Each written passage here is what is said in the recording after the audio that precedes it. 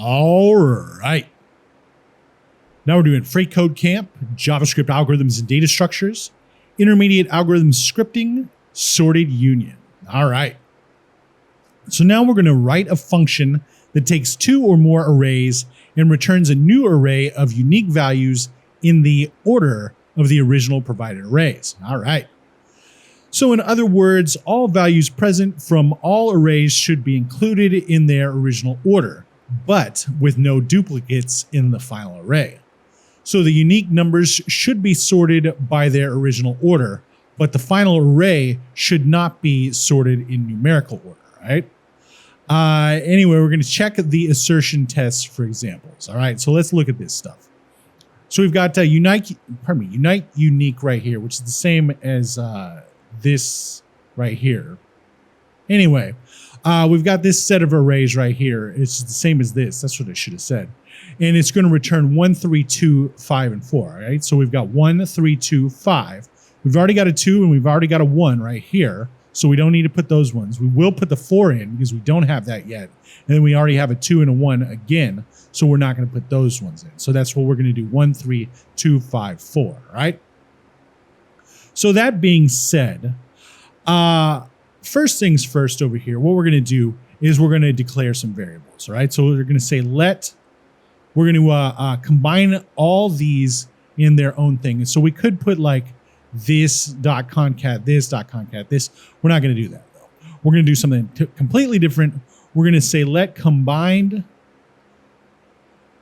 array equal, and then we're going to have an empty array, and then we're going to say here dot concat, and then we're going to concat something, right? So before we get into that, let's come down here and let's do a console.log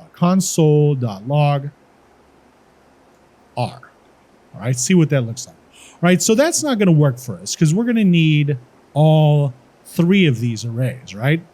So let's do something up here. Let's inside of here, let's do the spread syntax, right? Let's say ... and we can see, okay, so now we've got this array with these arrays inside of it. So that might work for us, but that's only when we say R right here. So let's come over here and let's say ... again, ... and now we've got 3 arrays not inside of an array, right? So that being said, let's come over here and say R like this, and then let's do inside of here combined array, all right? Combined array, all right? And we can see it looks like this again. So like we did inside here just a second ago, we'll say ... and now we've got an array with each one of these in its own element, all right? So that's basically how we do that. So now that we've taken care of that, we're going to also let unique array equal an empty array like this, all right? So now that we've got those 2 things going on, we're going to do the for each method on this combined array. And I don't know how long it's been since we've done that, but let's go over for each again, all right? So the for each method of array instances executes a provided function once for each array element. So basically we're going to have this syntax right here. We're going to have the for each, whatever array dot for each, and then the callback function, right? So let's do that right now. We'll do combined array dot for each, and then we're going to do the callback function. We're going to say the elements. So each one of those elements that we did, each one of these. So element with this right here. And we're going to have to, what are we going to do? We're going to have to do an if statement, but we can't just do the ternary operator because we're not going to have any else. We're just going to do an if. So we'll say something like this. If inside of this object, we'll do if, and then we'll say unique array dot includes, all right? We've done includes enough, so we should know what's up. Dot includes the element. What we're going to do is we're going to do unique array dot push the element. All right. So but it's not going to be like this. We're going to say it has to not include the element. All right. So because if it does include the element, none of these will go in there because it's an empty array. Right. So we're going to say if it does not include the element. So this right now, it doesn't include 1. So 1 will get pushed in, 3 will get pushed in, 2, 5. And then when it says this, there is a 2, this 2, so it's not going in. There is a 1, this 1, it's not going in. 4, yes, it will go in, and then so on and so forth, right? So now what we're going to do down here is we'll do a console.log, unique array, and we'll see it does say 1, 3, 2, 5, 4, just like we need it to, right? So we'll come down here and we'll say return unique array, all right? Let's bring this down, bring this down, bring this down, and that should be good, all right? So let's wrap this thing up in parentheses. Say console.log in front of it, console.log. And we do still have what we're looking for. So let's run the test. Looks good. And you know what? Guess what? You know what? There is actually a way to do this a little more concisely. All right. So let's do a little /* and let's do a // Also, we can learn something. We will learn something off of this because this is something we have not covered. So let's start off by saying const unite unique like that.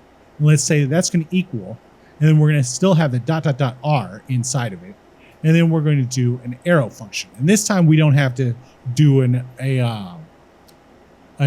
object. This time it's going to be a straight one-liner. All right. So first things first, let's talk about the flat method because I know we haven't gone over this. So we've got the flat method over here, which creates a new array with all subarray elements concatenated into it recursively up to the specified depth. All right. So we'll say something.flat and then the depth. We're not going to bother with the depth. We're just going to go with this right here. Right. So we'll say r.flat thusly. All right. And we've already got the console.log, and you see, we've already got this right here, right? So now how are we going to mystically put all these, put the unique ones in there? Well, there's a thing, okay, believe it or not. So there's this thing called the set constructor, right? And the set constructor creates set objects. What's a set object? Well, you know what? We got a link for that too. The set object lets us store unique values of any type, whether primitive values or object references. Unique values, all right? So what we're going to do here is we're going to say something like this. Let's say, let's wrap this up in parentheses because we're using the set constructor. So we're going to do that, and let's just say in front of it, set, right? It doesn't work because it requires new. Does it really? Yes, it does, all right? So we're going to say new in front of this, new set. But what's up with this? This is an object. What are we going to do? What are we going to do here? All right. Well, we can fix that. All right. First things first, we know we need to put this in an array. So let's throw this in an array. Boom. All right. Well, it's just an object. So what are we going to do now? Well, we've got a big hint right here. All right. Let's put a little ... in front of it, a little spread syntax, and look at that. So you choose what you want to use, all right? It's up to you. I guess this is a little less than, what's the word? Functional programming. So if we were to do a functional programming, we might have to do something like this. Let's wrap this thing up in brackets. Let's bring this down, and let's bring this down, and bring this over, and say something like this.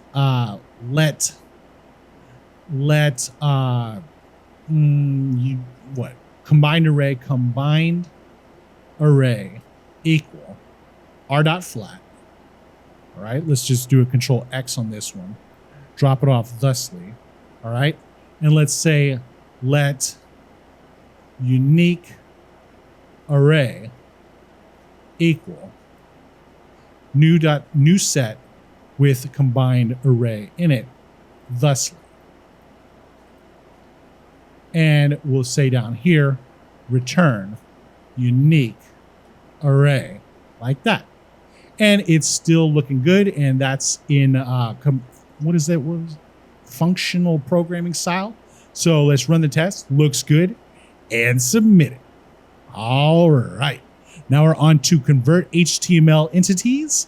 And we'll see you next time.